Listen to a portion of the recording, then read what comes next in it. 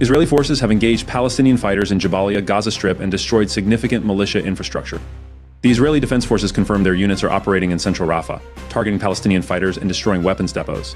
Palestinian militias have fired mortars and rockets at Israeli forces, leading to intense clashes. The situation remains tense as both sides continue their military operations. Israeli forces have also targeted tunnels and rocket launchers in the area, aiming to weaken the militia's capabilities. This ongoing conflict is causing severe damage and casualties on both sides.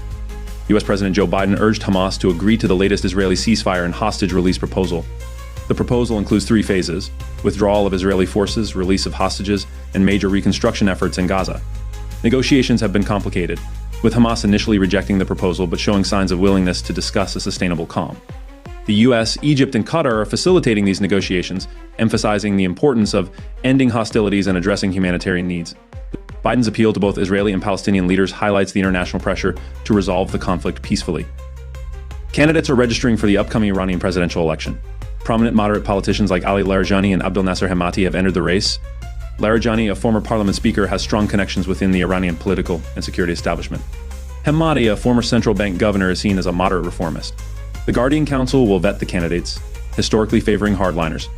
This election is crucial for Iran's future, with significant implications for its domestic and foreign policies. Voter participation is encouraged despite past disqualifications of reformist candidates. Israeli forces have engaged Palestinian fighters in the West Bank, targeting units involved in attacks against Israel. The Shin Bet reported the elimination of 18 fighters from the West Bank headquarters unit. This unit is responsible for numerous attacks since the Israel-Hamas war began. Clashes continue as Israeli forces confront Palestinian fighters in various locations, including the Balata refugee camp. These operations aim to dismantle militant networks and prevent further attacks on Israeli targets. The situation remains volatile, with ongoing violence and military actions. The United States and the United Kingdom struck 21 Houthi targets in Yemen and over the Red Sea. U.S. Central Command destroyed drones and conducted preemptive airstrikes against Houthi positions. These strikes targeted various locations, including the capital Sana'a and other strategic sites. The Houthi spokesperson claimed retaliatory attacks, including missile launches targeting the USS Eisenhower. This escalation highlights the ongoing conflict in Yemen, with international involvement aiming to curb Houthi capabilities. The situation in Yemen remains critical, with significant humanitarian and security concerns. Iranian-backed militias, including Lebanese Hezbollah, have conducted multiple attacks into northern Israel from southern Lebanon.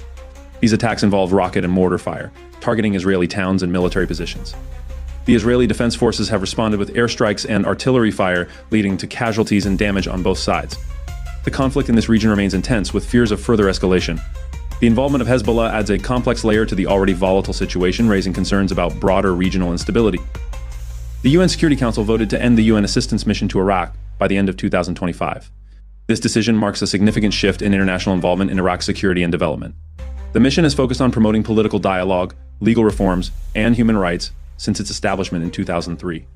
The Iraqi government will assume greater responsibility for its security and governance.